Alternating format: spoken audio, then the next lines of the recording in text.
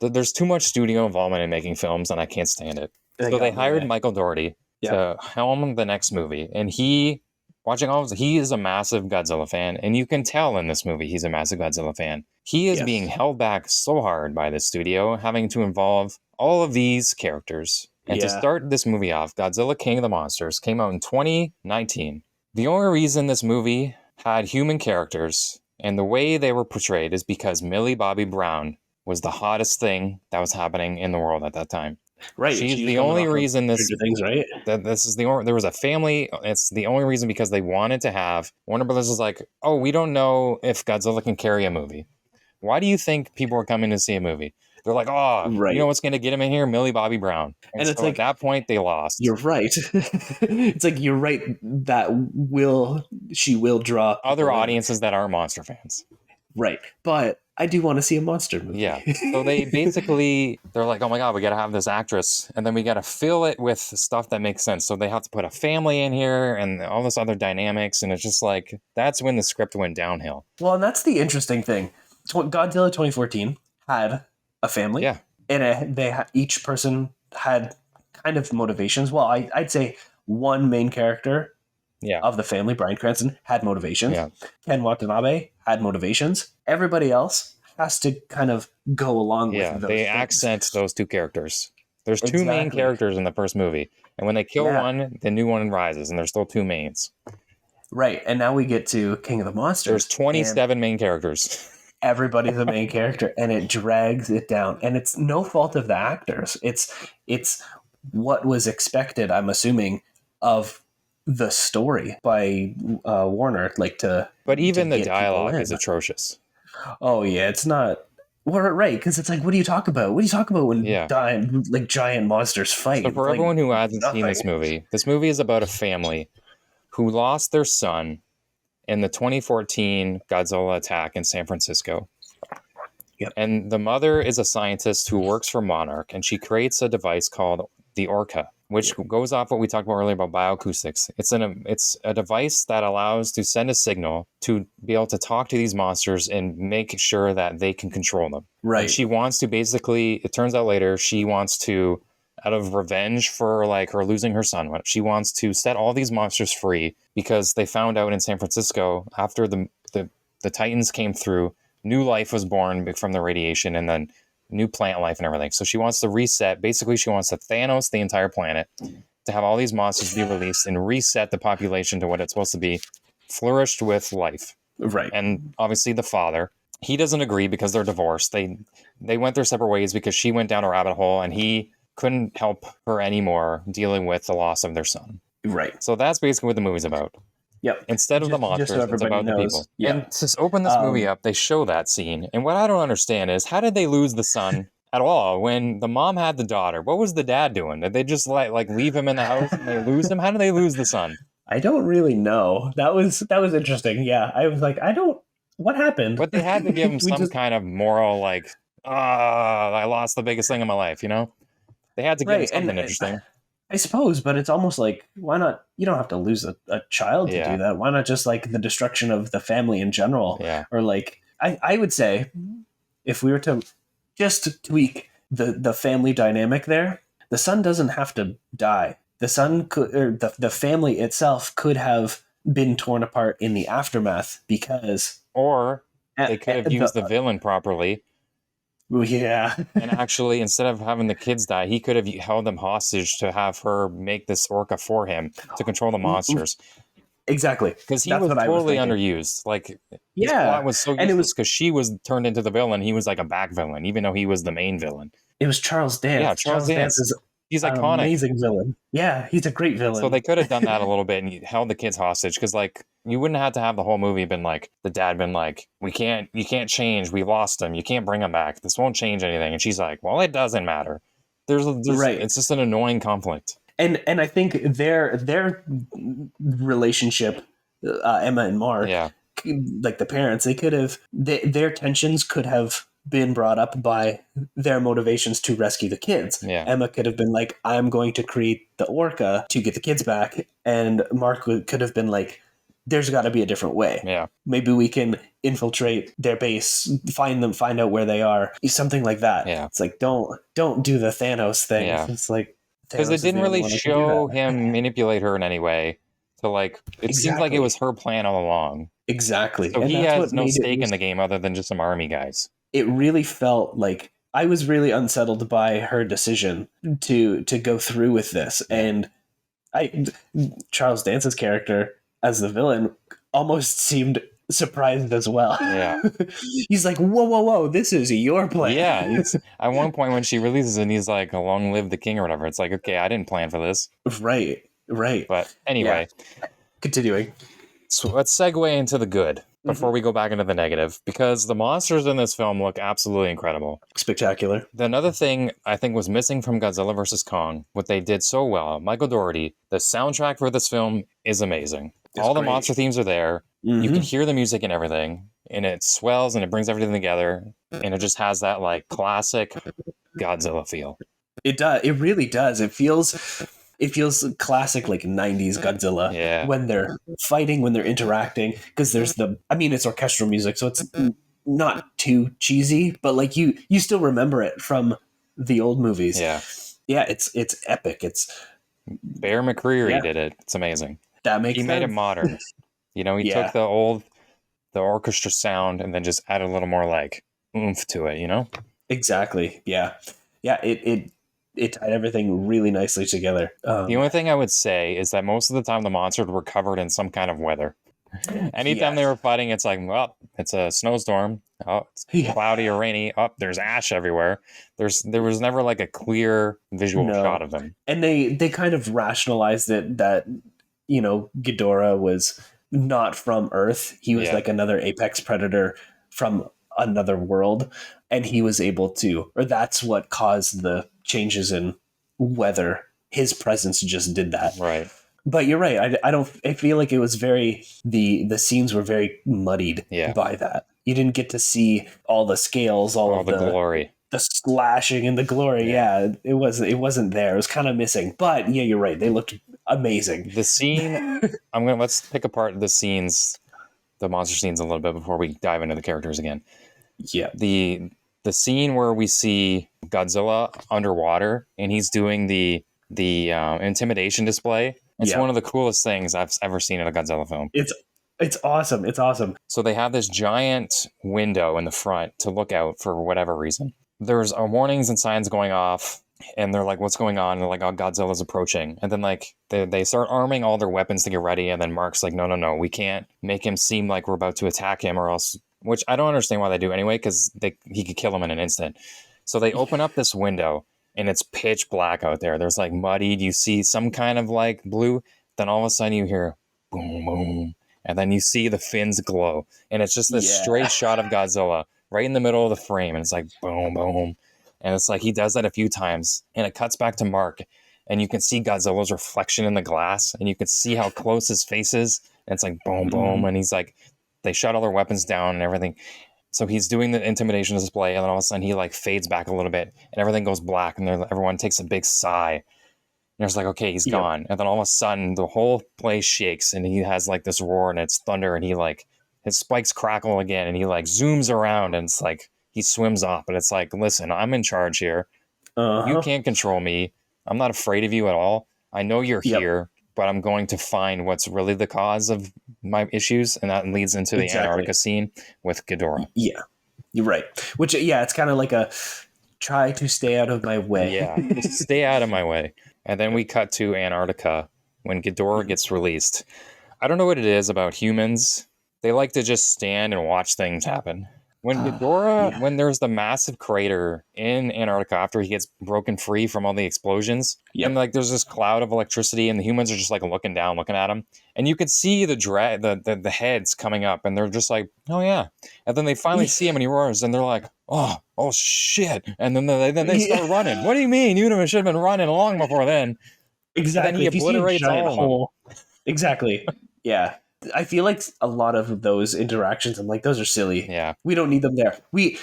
I would prefer we follow the humans. We're humans. We're going to follow humans in a story. See, I disagree with these. I know you do. I'd rather have instead of us following the humans, I'd rather have us following the monsters, but like we're as the humans in the story follow the monsters in a way. Instead of having it always the humans got to go somewhere that the monsters just happen to show up. It's like, how about we carry the story through following, like kind of how they did in the first movie a little bit, where they're always They have small roles to play. Yeah. Small human roles, not huge.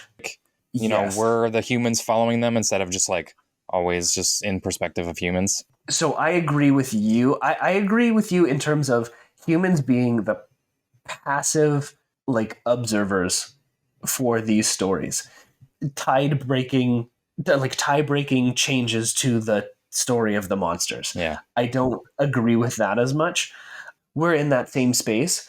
I don't need to see everybody stop and gawk at like a giant hole with like dinosaur, like, because we could have seen that ourselves. Like they could have just had the same shot with all the humans standing there because you lost half your army. Exactly. Right. And what are you shooting these things with guns for? Exactly. AK-47 rifles, and you're just it's clearly not doing anything, and you're still going to stand there. That's the one thing I don't understand about when they make movies like this. The army makes absolutely no sense unless you're going at them with like these massive missiles, like that one big plane they have. But what are you doing with guns?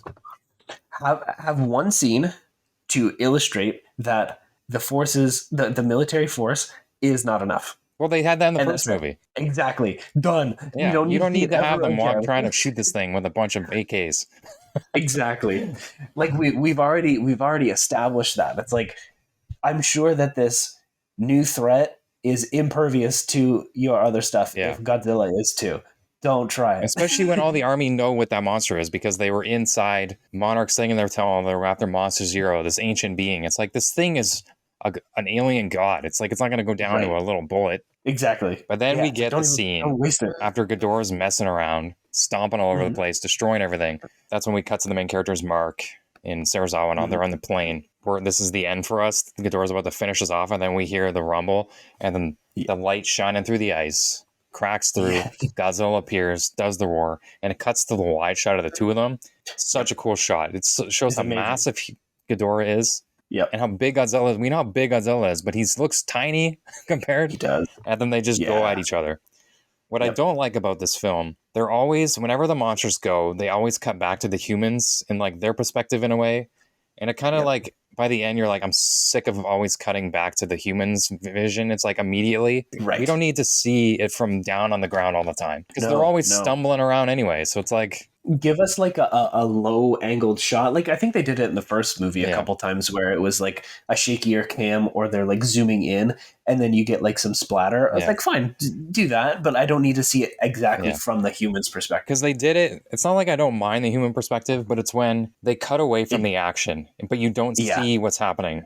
You just hear it. Exactly. They do that so much in this movie. And like a bunch of the stuff in the Antarctica fight was really well done with like, you've seen the monsters and like Godzilla's doing the atomic blast and Ghidorah dodging it. You see all that stuff, but they always cut back to the humans and like, okay, well, the fight is way more interesting than what's going on in this plane. You know, they never really, it's like sometimes they do it where you can see through the plane and the monsters are there, but when you're just going back to the perspective of like humans fumbling around, it's like, it's not as interesting as what we've spent the last half hour building towards. Show me a piece of cake. Yeah. That's really tasty. And then show me like a piece of bread. Yeah. It's like, I don't want to see that piece of bread. No. I want to go to the cake. Yeah. And so I just want to go back to, there's a scene when Mark shows up after Serizawa picks him up and they show up at the base of Monarch and they have this round table and they have this massive display. They're at this long table and there's like 20 characters sitting there. They introduced us to 20 characters in like 5 minutes. I'm like, I'm already tired of all these characters. There's too many characters in this movie. It's like everyone needs to trying to be a leader. We have the army leader, the woman who's an army leader. You have the Dr. Chen, she's there. You have Serizawa. You have Sally Hawkins. Yeah, she's still there at that point because they haven't made it to Antarctica. Then you have Kyle Chandler, Mark, and you have Bradley Whitford's character. Thomas, right? the other. Oh, yeah, he's Sam. You have him. And then we have Dr. Rick Stanton. Yeah. Who I want to get into because I absolutely cannot stand this character. He's just a notification on screen. Yeah. He's a countdown guy. I don't need a countdown guy and a notification. He's totally useless. And it's played forth in the Rodan fight heavily, and I just can't stand it. when I watched this movie a few times, and at one point I just said enough's enough, and I brought it onto my computer and I edited it myself. I cut out all the nonsense to make this movie even watchable, and I cut about 15 minutes off of it. And in the Rodan fight, Rodan looks incredible, by the way. This whole scene and everything was perfect about it. And then he's chasing all the planes. Everything was good. But what I did, every time Rodan was doing something, it would cut right back to the main ship because they were getting closer to this storm, right? We can visually see that. And every time they're like, oh, 60 seconds till this. And he says another thing. He's like, 60 seconds. Then it cuts back to Rodan flying and doing all this stuff. Then he's like, 40 seconds. And it cuts back to the plane. And it goes back to more danger. And they're like getting close. And it cuts back. He's like, 30 seconds. And it keeps going back. And then he finally goes like, 10 seconds. I'm like, you're ruining the tension of this scene. Yeah. So I cut Let all it play that out. garbage out. Because we can visually see how close they are to the storm, how close Rodan is getting, all the planes he's destroying, and this is the only one left. We don't need him to being the guy who is the countdown. What I don't like when countdowns come up in movies is it actually the amount of time that they said? Yeah. They're like, is that 60 seconds? No, it's like, not. Right. So, I don't have to have them pretend it is. Like thinking of like impacts in movies. Like I'm going way off topic here for like 2 seconds. Okay. In Spider-Man, the Tobey Maguire one. The first movie or the second movie? The first movie, when the Green Goblin's spikes impact at the end. I won't spoil it for anybody who hasn't seen a 20-year-old movie, but whatever. I think people when the glider kills them, right? When the glider kills them, they do that impact like 3 or 4 times. Yeah. And like time at that point is irrelevant. Yeah. And it's not like they're counting down anything. They're showing us the most important part. Same thing goes for this scene where we see visually how far the cloud is from our current view of like Rodan. Mm-hmm. So it's like we don't need anybody to tell us the time. No. In fact, I'd rather not have that at all because I want to see just the progression of it. I want to see that visual change over time. And like the way, like you can remove, like it didn't take much to edit the scene at all. I cut down all of his things, and each scene cut together perfectly, and it was a seamless Rodan fight scene. And I was like, why did you have this guy at all? The scene flows so much faster, and there's more visceral action because it's a constantly Rodan just messing stuff up instead of cutting back to the humans again. And then he goes to fight Ghidorah, and it's just like, okay, we didn't need any of this extra nonsense. And he does it later when Godzilla goes into meltdown. Yes. It's so like annoying. 12 minutes. Yeah. 6 minutes. Yeah. 30 seconds till he blows. I can't stand him. It's like we see it visually. Yeah.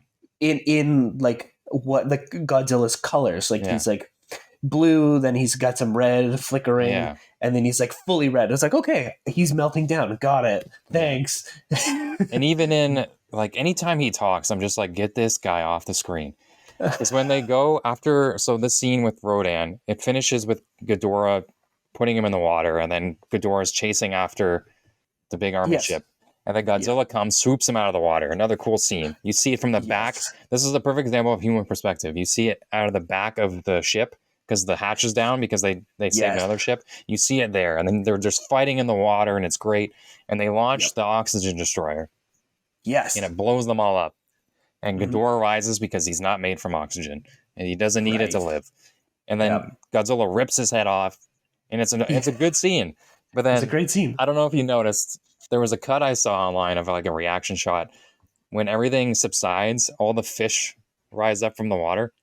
Yeah. Someone in the theater was like, "That's a lot of fish," because it's a callback to the '98 Godzilla when they dump all that fish in Central Park, and he goes to eat it, and one of the guys goes, "Man, that's a lot of fish." I think it was Nick Tatopoulos. Oh, Ferris Bueller's Day Off. What's his name? Matthew Broderick. Matthew Broderick. Yeah. He goes, that's a lot of fish. That's a lot of fish. It's a nice little callback. Michael Dougherty clearly has seen this movie, and it's a nice subtle callback to the old American Godzilla movie. But that's really great. I like that. Funny, but then so Ghidorah launches from the ocean, and they're like, okay, we just launched our best effort, and it's useless, but we've killed Godzilla. Our best chance. What are we gonna do? Yeah, what are we gonna do? And then Ghidorah goes to the volcano, does his roar, and alerts every other monster. Yes. It's like because he's the alpha So he's basically the Orca, and he signals all these monsters to come up and control them to destroy everything. Yep. So we cut to Monarch, and they're like, we have to figure out where Godzilla is. And at this point, Mothra comes back. Yes. Which we haven't mentioned yet, but Mothra's in the film at the beginning. Mothra comes back from the clouds, breaks open the clouds. The music and her cry alone, and she's flapping her wings, and there's like magic happening, and like she's signaling down. She creates this funnel of her voice down into the depths of the ocean. And at that point, she's like, they figure out that she's calling to somebody. And so they tune in. I don't know how they tune in because he's in Middle Earth currently in his sanctuary. They hear his heartbeat again. They hear him respond. Right. And so they're like, hey, we got to go down there. How are we going to do this? And he's like, how many nukes, Marcos, how many nukes do you have? And this was one of the times I'm like, okay, I'm on board with this human plot line. Let's do it. Let's go down there. And so, and then it cuts back to Rick, the guy we can't stand. He's like, oh, I knew it, man. There's tunnels everywhere. And they're going. And he's like, he's carrying. Right. So this is that first introduction to, like, not really the first one, but it's a furthering of the Hollow Earth concept, which we get into in the next movie. Where Godzilla, in order to travel around quicker, he has these tunnels, almost like if anyone's seen Finding Nemo, the scene with the turtles. Yes. Oh my God, why can't I remember the turtle's name? Crush. Crush. They use the current to swim faster. So they use these portals in order to travel between Hollow Earth and like different parts of the world. Yep. So they get this nuke and they take their sub and they get caught in this vortex and it takes them to the deep ends of the ocean, which is, I assume, is Hollow Earth. I think it's a version of, because they say it's Hollow Earth, right? At some point they mention it. But it's like this ancient Atlantic looking city. Right. And they're going through, and again, this is the part where I also edit a lot. As they're going through, instead of us visually taking in this environment, as dark as it is, really cool. It's a really cool environment, and you can see a bunch of stuff on the walls. They cut back to the humans again, and they're just, Rick has a bunch of stupid comments he's making. And it's like, I'd rather just visualize. So I cut all his commentary out, and I want to be in the moment and visualize this entire, because we've never seen this before. You know? Right. Yeah, it's a new environment. Let us get established into it. Yeah. Rather than jumping back. Yeah. And we don't need really any commentary for that, because it's a brand new spot. I think when they're coming up into like the air pocket area, sure. Like, because they're using those drones because they can't go any further because of the radiation. So they use the drones. Exactly. Kind of thing. And then they spot him.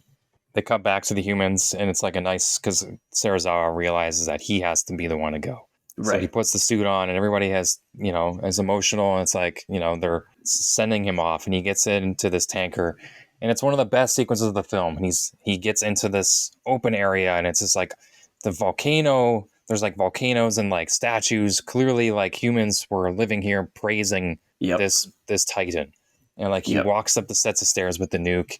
And like you see Godzilla's spikes, and then like the smoke clears, and there's his face, and he starts the nuke. The countdown timer 60 seconds, and this is the first time ever in the history of a Godzilla film where someone has actually touched him. Yes. And he goes up to him. He takes his glove off. He's already dying, so he takes his mask off. He knows he's going to die anyway, so he takes his helmet off. He takes his gloves off, and the smoke clears, and Godzilla's head's there. And he opens his eyes. Godzilla opens his eyes, and he's looking at Serizawa, and he walks up to him, places his hand on the front of his nose, and he gives him a speech. And he says, "Thank you," in Japanese. And it's the most brilliant piece of dialogue in the film. And he says, "I'll miss you." And he's like, this has been a journey. And Godzilla, and it's like at that point, the nuke explodes. And it's giving like Godzilla all his power back. And then we cut to the humans again, and they've made it to the surface because the blast pushed them faster. I don't know how they made it so fast. Story. Because story. They immediately were on the surface. And then all of a sudden you see this, they go outside and it's pouring rain, and like there's this tsunami whirlpool happening in the middle. And then all of a sudden you hear the dun dun dun, the music's happening, and you see these massive spikes coming up from the ocean. And this guy, Godzilla, this beast, he received the biggest upgrade in history, because he looked like that before, but you knew Michael Dougherty. He wanted the original spikes on him. Yes. He wanted him to be a little bit different, so that he used this as a way to redesign Godzilla. I was going to ask you, I'm like, because he looks different. Yeah, he's more beefy. He's got he's got a little bit bigger head, but his spikes are gigantic. They are. His hands are more claw-like, and his feet are now like more, instead of a stump like in the first movie, they're more of a claw. So I think they use this to help like push his evolution a little bit further. But this scene, he looks incredible.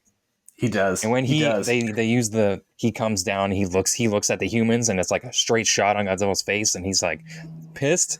But it's also like, I'm ready to like go fight. His like muzzle is down, and you see his like forehead, and it just looks so angry. Yeah. He's like so ready to go. I don't know. And then the humans, it cuts back to Mark. He's like, nobody move. It's like, what is that going? Like, has that ever? He's not a T-Rex. He's a intellectual creature. Exactly, and that was exactly, and I think was the other part for me. It was like, that scene with them, like the humans interacting with Godzilla, was okay, but at the same time, I'm like, we just had a great scene with Serizawa and Godzilla. I don't need another human interaction with Godzilla. Yeah, I want Godzilla to come up out of the whirlpool, look pissed, and go. He technically and they're did, like, though. Yeah, but he kind of like looked down at them, like shot some smoke out of his nose, and then he went off. Because he blasted the atomic breath in the air, and then he looked down at them. That's right. Because he was releasing all this energy. But I think he was also like acknowledging them. It's like, you did this to me, now I'm going to go handle my business. Right. But it's like, I don't think the humans need to be like, nobody move. It's like, I understand you don't want to pose as a threat, but you're not a threat in any way. Exactly. He'll eat all of you in a second. So anyway, we haven't talked about the mom at all, but I just really don't want to. We cut to Madison, which is Millie Bobby Brown, and she steals the orca, which is hilarious that she just grabs it and goes, and no one's watching over this. And she brings it to the baseball stadium in Boston. She brings it to Fenway Park. And she hooks it up to the speakers and sends out the orca signal to draw King Ghidorah and all the monsters there. So that's where the final battle takes place, is in Boston. There's a part where after Ghidorah finds out she's there, and he starts blasting and destroying Met Stadium, and she's running down the stairs. She gets hit by the biggest piece of cement I've ever seen in my life. And she goes she just walks it off. So I cut that scene out entirely. I'm like, I don't need to see her fumbling around in there. It's like, just have her escape and whatever. And then Godzilla shows up, and the army, another good dialogue moment from Mark, which is the only one he's had, is just like, no, we're going to join the fight. Yeah. And then, so all the army's there, and Godzilla's there, and the music's going, and he blasts Ghidorah with the atomic breath, and it cuts back to him, and he's running in a battle. And the music's pumping, the classic Godzilla's pumping, and Millie Bobby Brown just chilling on the ground. It's like, you shouldn't even be alive. It's like, none of you should be alive. But anyway, they go toe-to-toe, they connect. Godzilla's giving him the 1-2. He hits him with like an uppercut at one point. He smacks the one head away and claws up the other one. But then they cut back to the humans a bunch. I'm just like, I'm so tired of this. Yes. And what I really dislike about the scenes with the humans is the fact that they're so close to the action. It's too close. Too close. It's too close. And we know the destruction that these monsters create around them. It's almost impossible for them to survive. And yet they do. Yeah. And it's like, don't. We don't. I don't want to see that. It's like everything is like, my disbelief has already been suspended enough to watch giant ancient monsters fight. I don't want humans to have that same movie luck. Yeah. It's like when they go to try to find Madison. And then another great dialogue moment is when O'Shea Jackson Jr., he says, if I had YouTube for parents, I'd run away from home too. And they're like, what did you just say? He's like, if I had YouTube for parents, I'd run away from home too. And they're like, they're going home. It's like, conveniently, they lived in Boston. Like, come on. I know. It's like, and then all of a sudden they're going to the house, and it's like trashed. And it's like, Madison survived with a whole wall of cement and brick. She on top of a tub. How'd that tub not break? And her hands just hanging there. That's a strong tub. It's like, get out of here. That's a strong porcelain tub. It's ridiculous. But anyway, let's get back to, we're going to cap it off with some good. Yes. Let's cut back to the monsters, because I think everybody knows the human portion in this film is absolutely atrocious. Yes. So we're cutting back to the monsters, and there's a scene where Ghidorah's up against the building. Mothra comes down from the sky. It's like it splits the sea, and Mothra comes up and webs into the building. Yep. And it's like, oh my God, Mothra's here. And it's like, Godzilla's here. And then you see the reflection in the building, and Godzilla's coming towards Yes. Ghidorah, and he just plows him through the building, and it's such a good scene. Rodan comes in and starts fighting Mothra to save Ghidorah, kind of thing, because he's still under control. And they're going back and forth, and Mothra stabs him through the chest. Rodan has her pinned up against a building, and Mothra's freaking out, and then we find out she has a stinger. And he stabs her right through Rodan right through the shoulder, and he lets out a cry and falls to the ground. At this point, Mothra's pretty much beat up. She's got fire all over her wings. And she's pretty much at her wit's end. And then Godzilla, at this point, he doesn't stand a chance against Ghidorah. Ghidorah basically wraps his heads around Godzilla, flies up into the air, and drops him from like outer atmosphere. For the Pokemon fans, that's a seismic toss. Yeah, he did the seismic toss. And he immediately lights up in a fire, and he hits the ground. And it's like, that alone should have killed everybody around. Yeah, that was another... Yeah, I commented out loud. When I watch movies, I'm quite silent. Yeah, same. If something ridiculous happens, I'm like, come on. And that's what I said. Yeah. I was like, they'd be dead. Yeah, they'd be 100%. Unalive there. It's more than probably a nuke. This Titan probably weighs 3 gigaton. Like, I don't even know how much. It's too much. I don't know how much he is. He fell from millions of feet in the air. How much? And so he lands, right? And Ghidorah comes back. You see, it cuts back to Godzilla, and he's like totally done. But you can see in his skin, there's something happening to him. Yeah. And he's like, this is when it cuts back to the other guy, and he's counting down how much longer Godzilla has till he blows. So stupid. And then, so Mothra, you see Mothra creep on top of Godzilla. And it spreads its wings, and it lights up, and it's doing an intimidation thing to protect her king, right? Because she's the queen. And Ghidorah's roaring, and she's giving off her best, and then she goes up, and it's the most heroic thing in the movie. And she goes, and she doesn't do much, but she goes full steam ahead, and Ghidorah blasts her with this thing, and it disintegrates her. But she lets out the most beautiful cry. It's like, I'm not going to let him go out without me protecting him. And she disintegrates, and then that's when her aura and her life force energy ascends onto Godzilla. Yeah. And this has happened before in a Godzilla film with Rodan. I don't know if you've ever seen Godzilla vs. Mechagodzilla. Years in the ago. Heisei era. It was in the late 80s. It was one of the second or third movie.